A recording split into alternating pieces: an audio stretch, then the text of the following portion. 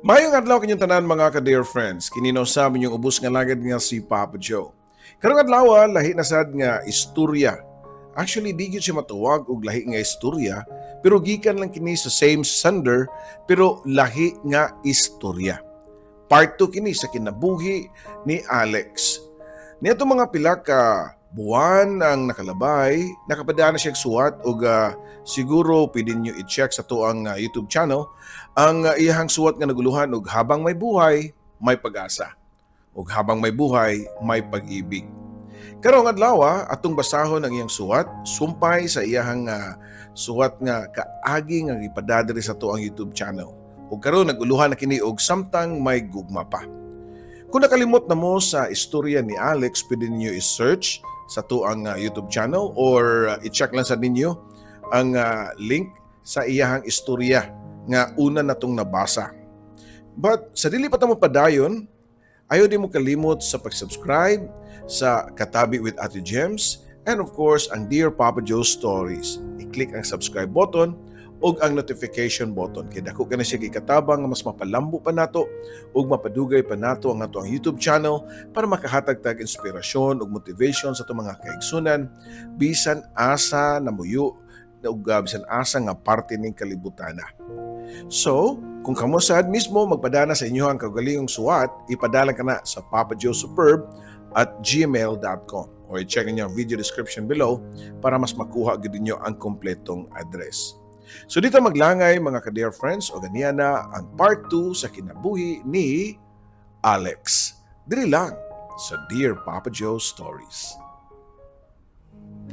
Oh dear Papa Joe, tagapayo ng puso. Sa bawat kwento, ikaw ang sandalan ko. Sa pag-ibig, sa sakit, sa pangarap at saya, ikaw ang tinig ng bawat nag-iisa. May iniwang sugat, may bagong simula sa mga liham. Hinahanap ang pag-asa sa bawat kwento mong pinakikinggan. May aral at saya na hindi malilimutan.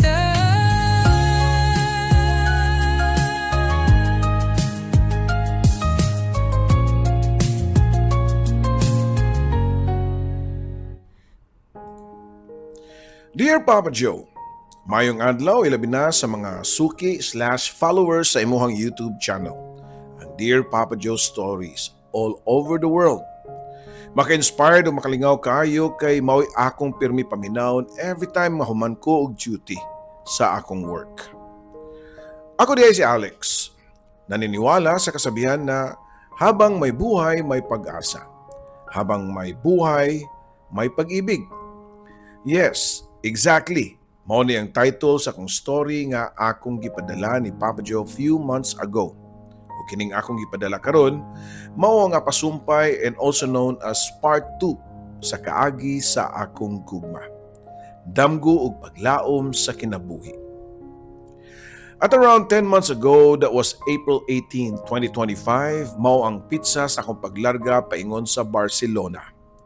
Yes, sa Barcelona in Spain. It is the capital and the largest city of the autonomous community of Catalonia, located on the northeastern Mediterranean coast. Masin makaingon mo nga nag-joke-joke lang ko. Wa ko nagbinuang. Tinuod nga nakalarga ko og Espanya. Ug abi ninyo, atol sa pagbasa or pag-upload sa akong storya sa YouTube, mao gyud ang adlaw sa akong flight. Mo nga puwerte na kong hilak niadtong higayuna. Gipatuluan gyud nako og mga luha. Luha nga nagsagol ang kamingaw ug kalipay. Nga sa katapusan, matuman na ang akong ambisyon sa kinabuhi nga makaadto og laing nasod. Para sa information sa tanan, kung unsa akong trabaho, nakatrabaho day ko sa usa ka passenger cruise ship. Iniguman sa kong duty, unya mo pahuway na ko sa kong cabin, wa ko ilayang buhaton kundi ang magkutingkay sa imuhang YouTube channel Papa Joe para mangita sa mga bag-o nga mga uploads. Di na ko maglangay Papa Joe og sugdan na nako ang ikaduhang chapter sa akong story. Nakaluyan ko sa Ginoo og kini inyong ubos nga letter sender nga nagikan sa isang kahig isang tuka nga pamilya. Nakatrabaho ko sa cruise ship, mo nga naarang-arang ang akong income unya nakatabang ko sa akong pamilya. Naka-provide na ko sa mga needs sa akong mga igsuon. Nakatilaw og mga lamiyang pagkaon sila si mama o papa. Unya, ang among gamay nga payag kaniadto, sa hinay-hinay na pausab na nako nga kanang matawag og disinting puyanan sa usa ka pobre. Pero kung kanusa nga napatukod na unta nako, ang akong giingon nga disinting balay, unya okay na andagan sa papamuyo sa akong pamilya sa Northern Cebu, niabot man pud hinuon ang katalagman. Ang akong gipasabot, walay lain kundi ang trahedya nga nahitabo niadtong September 30, 2025, ang magnitude 6.7 nga linog. Ang akong balay nga gipatukod para sa akong pamilya, ang usa sa naigo og naapektuhan. May na lang, kay gikaluyan pa ko. O gikaluyan pa ang akong mga ginikanan o mga igsuon nga luwas na sila o nakasurvive ra sa maong linog o sa daghan kaayo nga aftershocks, Papa Joe. Pila ka adlaw nilabay naka-recover na ang mga tao dito sa North ug abi na mugmao na to. Pero dili pa daygid kay giusba naman po og laing trahedya nga mao ang bagyong Tino. Gikusok-kuso na sab ang among balay and of course di lang ang amua kay tanan man mi didto nga naigo sa bagyo na kahiagom ug mapait nga kasinatian. Bisan pa sa nagsunod-sunod nga trahedya, dako gihapon akong kalipay ug pasalamat sa Ginoo kay luwas ra ang akong pamilya. Niadtong September 30, 2025, nanawag ko nila ni Mama alas 8 sa gabi sa diha sa Pilipinas nga oras. Mga 2 hours before sa linog kay alas 9:59 man to ni-struck ang linog sa northern part of Cebu. Wa ko magdahom nga humana mo istorya sa akong mama kay mahitabo di ay ang kusog kayo nga linog. Mao na lay ako nabalitaan nga nadatugan ang igsuon sa akong mama sa mga nag-collapse nga mga bungbong sa ilang balay. Blessings lang gihapon nga balira ang higuman ni auntie. Kaya ang uban nakabsan magyud silang kinabuhi. Kalit ra gyud kayo to. So dito pa lang mabasihan nato nga di gyud nato matag-an ang panahon, labi na ang kinabuhi sa tao. Ready man tao dili basta maabot ang atong oras, wa na tay mahimo basta pagbuot na sa kahitasan. Usa sa akong comfort zone diri sa akong cabin sa barko mao ang imong YouTube channel, Papa Joe. Samtang maghigda ko ug maminaw sa mga naglain-laing istorya sa kinabuhi ug gugma, di na ko mabantayan nga mabasa na di ay ang akong naong sa mga luha. Makahilak ko pirmi, labi na og makarelate ko sa akong life story sad sa sender. Kumo na mo kayo ang kinabuhi sa pobre nga taga-bukid, normal na lang nga mga kasakit, mga pagtamay sa mga tao namo sa akong tibok pamilya nga isang kahig, isang tuka. So yes, makarelate ko kay maoy akong naagian. Mao naggani nga naningkamot ko bisan og gamay nga mausab ang dagan sa kahimtang sa among pagpuyo. Kung nakadiri magpuyo sa laod kun diin imong makita pulos kadagatan, di gyud malikayan ang mag-emo, Papa Joe. Labi na og makadungog ko og letter sender nga maghiskot na sab sa kapait sa kinabuhi. Maghilak dayon ko nga makinumdum ko nitong gamay pa ko unya muskwela ko nga maghilak kay gutom kaayo. Way kaon, way baon, kun naman gani baon puro sasad kanon ug walay sudan. Ang maong kapait sa kahimtang nga ako na experience gikan pagmatngon ako buot, pag elementary, high school, hangtod college, and even hangtod na human ko college, padayon ang kalisod. Pero bisan pa na sa kalisod, wa ko mawagtangi og pag-asa nga makabot nako ang akong damgo. As in mga damgo, Papa Joe, kay dako ang akong pagsalig sa Ginoo.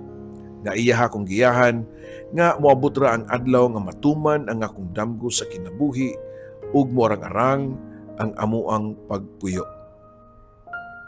Muna nga, dako kay kong pasalamat sa mga senders kay usapod na sila sa akong gihimong inspirasyon para manlimbasog. Labi na gyud ikaw, Papa Joe, pinaagi sa imong mga inspirational, kayo nga tambag. Believe kay ko sa imong social intelligence, Papa Joe. May imagine ninyo nga samtang naglawig ang barko panahon sa akong off-duty na ara ko sud sa akong cabin naghigda. Naminaw og love stories ni Papa Joe. Dungan sa pag-scroll-scroll sa Facebook. Padugang sa kaabtik.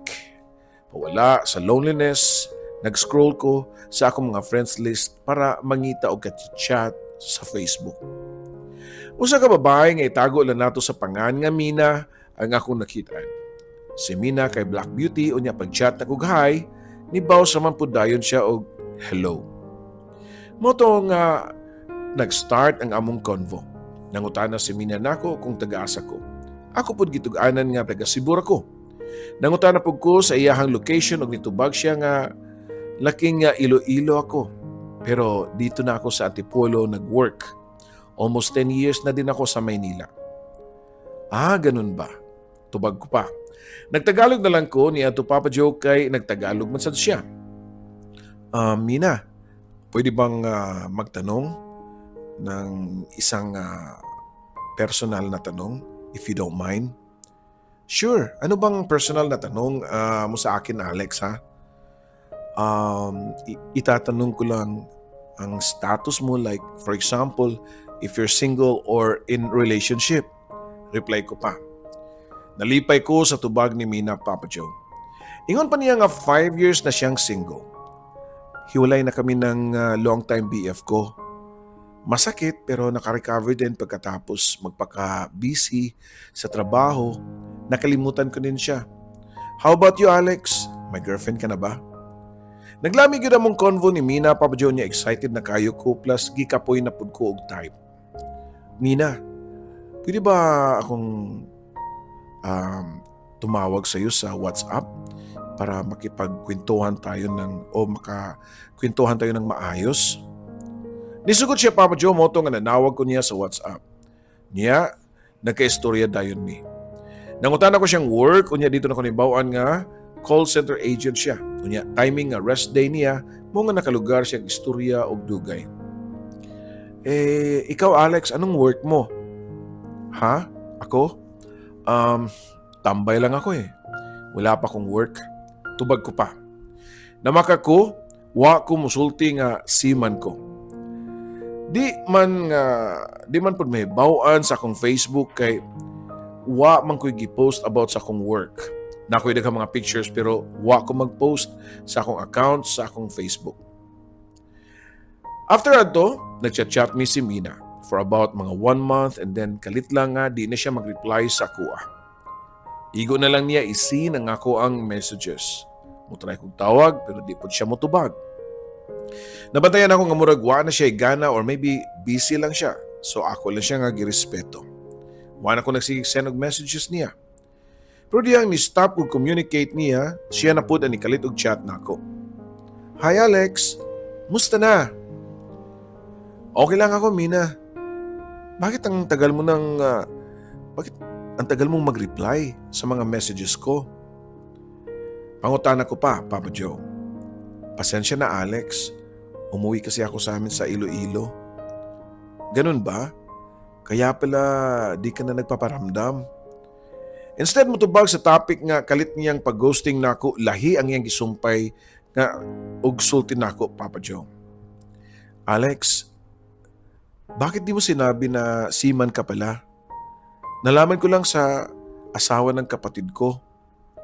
Si Manluloko? Tubag ko pa. Nag-joke-joke na lang ko niya itong mga higayuna, Papa Joe. Okay man sad. Ang nakay ka-chat-chat para malingaw samtang naka sa taliwa sa loud, bisan pa og wa pa mi nagkita. Usa kadlaw niadto nakadawat kog balita sa akong pamilya nga nakahatag og stress sa akong pagpanarbaho.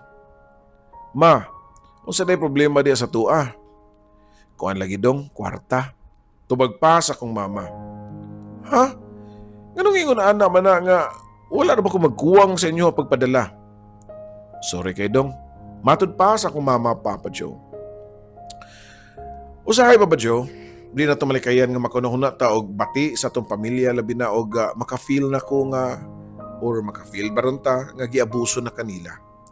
Dili lalim ang kinabuhi sa usa ka OFW. Maginusara ra ka. walay masampit sa imuhang kiliran, labi na og magkasakit ka. Pero sa laing bahin, sa sinugdanan pa lang, mao na niyang giampo sa Ginoo nga makatrabaho ko para makatabang sa pamilya. Gihatag sa Ginoo nga akong ipangayo, mong padayon lang ko sa akong pagtabang kay kining akong trabaho diri, daghan ang gusto nga makatrabaho og sama ani sa cruise ship. Unya, usa ko sa nablisingan sa Ginoo. Balik sa akong chatmate nga si Mina, wala na nagkakami. Nikalit lang og ka-dissolve ang among communication. Mo nangita na pagkuglaing kalingawan. Sa Facebook lang gyapon nako na ila si Angeline nga taga Dumaguete City, usa ka public teacher. Sa among pag-exchange og messages ni Angeline, mailan nako nga may pagka-strikta siya. Wala ko maglangay og paliko-liko sa among topic, ako din gi-straight o pangutana kung single ba or in relationship na ba siya. Bago na namatay akong uyab sa disgrasya, tubag pa ni Angeline. 2 weeks kami nagchat-chat, nagkakami na dayon. Bisan wa pa mi nagkita sa personal. Obviously, kay naman lagi ko sa kadagatan sa laing nasod. Hangtod nga niabot ang end of contract or disembarkation, excited kay ko nga makauli sa Pilipinas kay nagsabot nami nga mag-meet si Angeline. Nag-set nami og date and place sa amuang first meet-up. Pero nang nabot ng Pilipinas, nagkasabot mi nga ako na mismo ang mobisita niya sa ilaha sa Dumaguete para makailan na lang pug ko sa iyahang pamilya. Excited na ko, Angeline, matod ko pa niya. Mao ba? Masinong ma-turn off ka na ako, ha? Kay lahi ra ba sa video call og pictures kaysa personal? Di ra ba ko taas, Lex? Sulti pa ni Angeline. Bisan ng video call lang ta nagkakita, nakasigurado ko nga dili ka maot.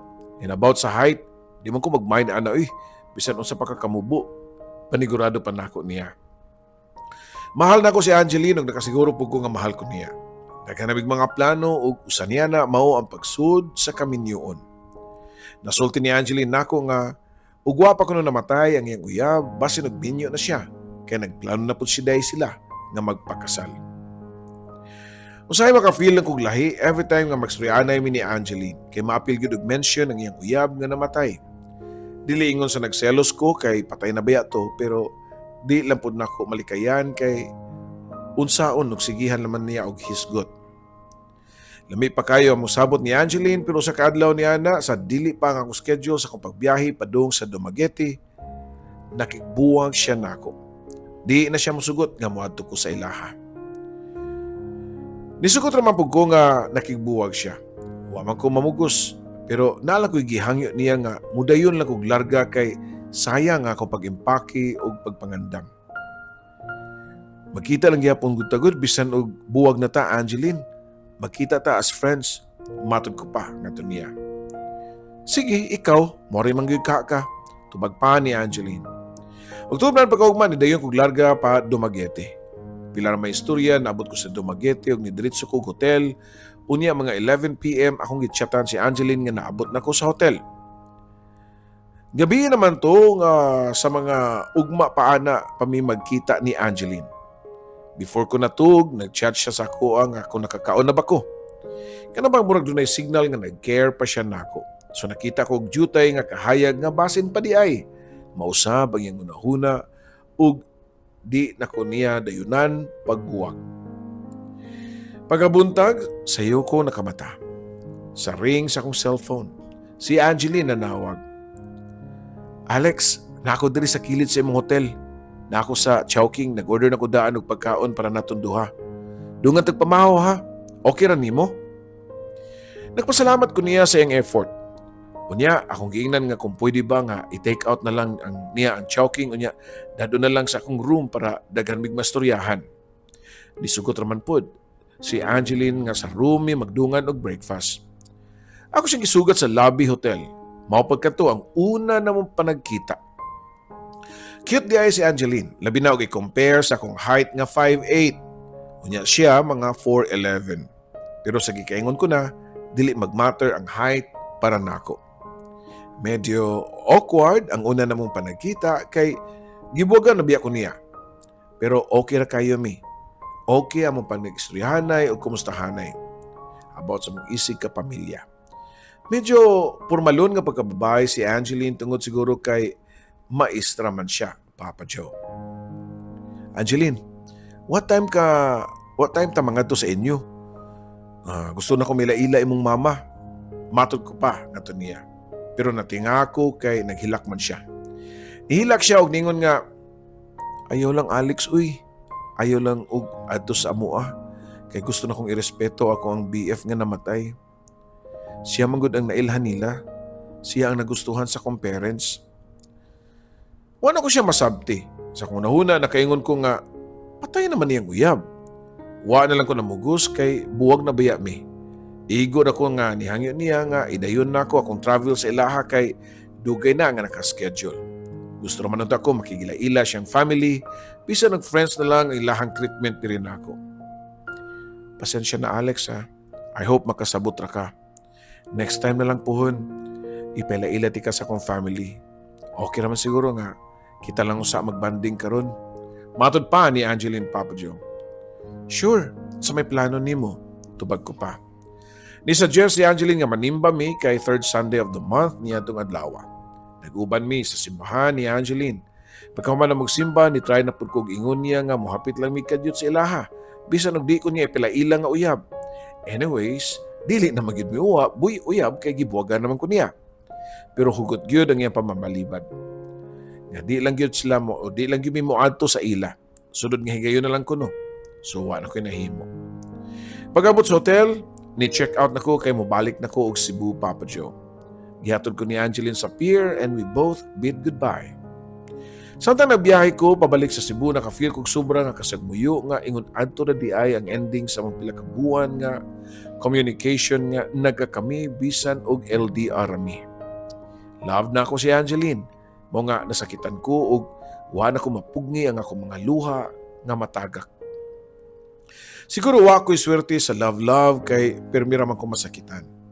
Just in time nga mag-self-pity na ko, ako po dayon hinumduman ang title sa akong first story nga gibasa nimo Papa Joe. Habang may buhay, may pag-asa. Habang may buhay, may pag-ibig. So siguro napagyapoy nagpaabot na ako nga pag-ibig, di ba Papa Joe? Padayon lang. Padayon sa pagpanlimbasog.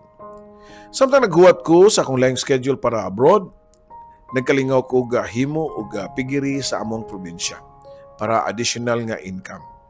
Sa pagkakaroon niya ako sa Manila, nagpaabot sa akong first flight para balik sa laing nasod. Laing lamas na pud ang ako ang o laing kamas na pud ang akong atubangon. Pero okay lang gihapon. Salamat ko kay kining tanan, grasya sa Ginoo. Sa dili pa nako tapuson ang akong story, nalang ko'y message ni Angeline.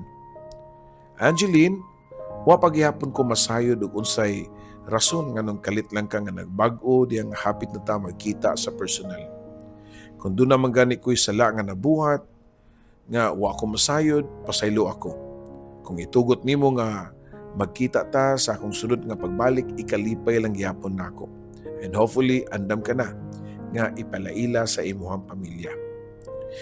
Daghang kayong salamat Papa Joe sa pagbasa o maghinaot ko nga one of these days, ikaw na pud ang ako makita in person. I mean ka nang magkaatubang ta. Kaya nakita naman ko nimo during Sinulog 2026 sa Fuente Osmeña. Ikaw ang nag-host og pertigyon daghanang tao. Gusto ta ko mudol nimo para magpa-picture pero wa gyud chance. God bless to you and more power sa imong YouTube channel. Imong magtatampo, Alex. Daghang salamat Alex no sa pagpada sa imong part 2. Murag feeling nako napanit part 3 or kung palpak lang yapon part 4 and so on. Well, dili siguro ka mala sa gugma. Usually kanang mga eyeball or sa unang panahon pa phone pal or kanang pen pal ana. Doon na dyan chance nga mausabi ni kita. Ug doon na sa chance good nga naay daghang butang nga wa isulti. So, kung ginalang jud ka, kung gihan lang kay ka, kaningon ka nga giblisengan ka sa Ginoo, pwede mo ka mangita diya bisan asa ihatag ra mangyapon mo ila-ila ka. Mas nindot na makilaila nimo personal, at least mailhan nimo. And maybe naragyo na sa mong palibot, silingan baro na nimo. But going back to Angeline, maybe she was not telling you the truth, Jude. The whole truth. Maybe she fell in love with you, or probably still in love with you. But the problem is, doon na siya gitaguan. Ako lang sad na. And maybe, doon na si mga POV ang ato ang mga viewers karon. So, the way I understand the story, she's still hiding something. Duda na ko wa mamatay ang ihang uyab. And worse than that, duda na ko dili uyab. Bana. Okay? Bana. Kay ganong di man siya magpadto dito. Wa ko kakita sa connection. What if di ay kung iya kang i-introduce sa iyahang pamilya nga friend ka sa iyahang namatay na uyab, di ba? So, kana palandaan, red flag na na. So, duda ko, buhi pa siguro na kanang tawhana. Ngayon gitawag og uyab og bana siguro na niya, or galibin sila, partner sila. And maybe, di mo mahibawan manggod kung wabas lamang pamilya, kay wa masakay gisugid nga sa inyong panagtagbo, maski namo sa sud sa hotel, tunay na itabo nga kinamrasay sa leyon o karnero. So dako jud kay na siyang red flag, dako kay na siyang pangutana na. So siguro tungod sa mga pagka-hopeless romantic ka, dali ra kay ka matouch o mag self-pity day ka nga murag wa kay swerte sa gugma. So again, kung nakabot man gani nimo imong damgo, make it part of your dream nga maabot ra gyud Japan nimo puhon. Pero maybe hoping siguro ka nga nasiguro sa kay standard kay ba. Kanya dito nimo nakita sa Facebook side ang imong gipangita, the excitement. So try nga manguyab ka sa imong mga makitaan diha, ilailahon nimo, make friends first, and then musunod naman na. Okay? So I hope nga makadungog lang gyapon ko sa imong istorya puhon, and hope nga next time positive na siya. Sa tanan nato mga viewers diya, again, ay mo kalimot pag-subscribe. Kunya, ang part 1 sa iyang istorya, pangitaan lang ninyo, or akong i-post ang link sa iyang istorya. Part 1, nga habang may buhay, may pag-asa. So, daghang salamat. Kiniusab niyong ubos nga lagad, Papa Joe.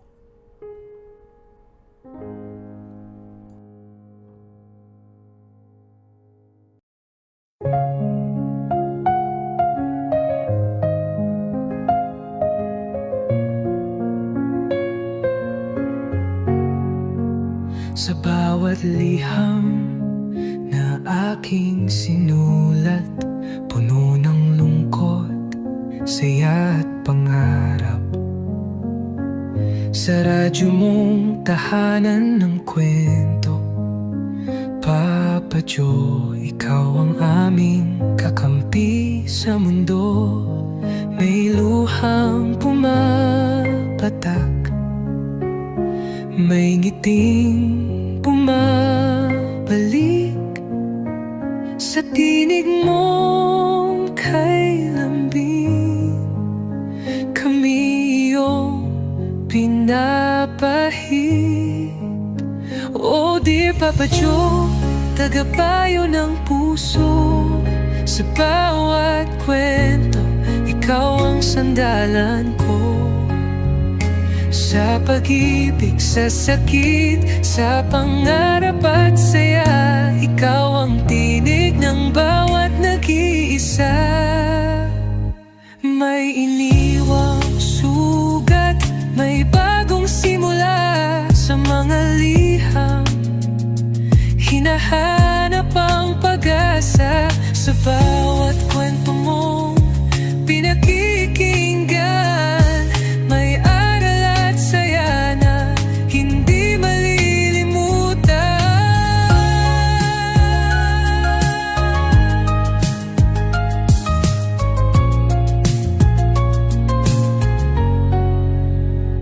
May iniwang sugat, may bagong simula sa mga liham. Hinahanap ang pag-asa sa bawat kwento mong pinakikinggan.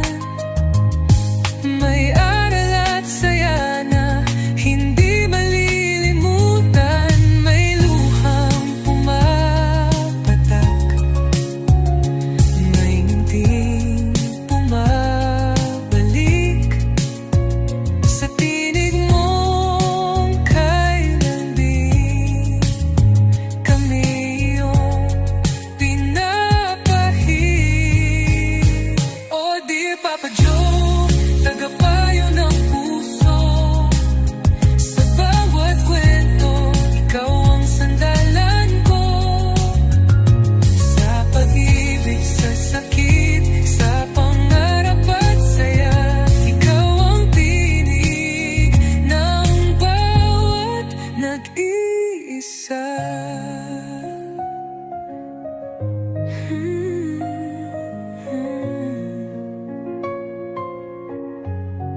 Sa alon ng radyo, tinig mong gabay, nagbibigay pag-asa sa bawat buhay.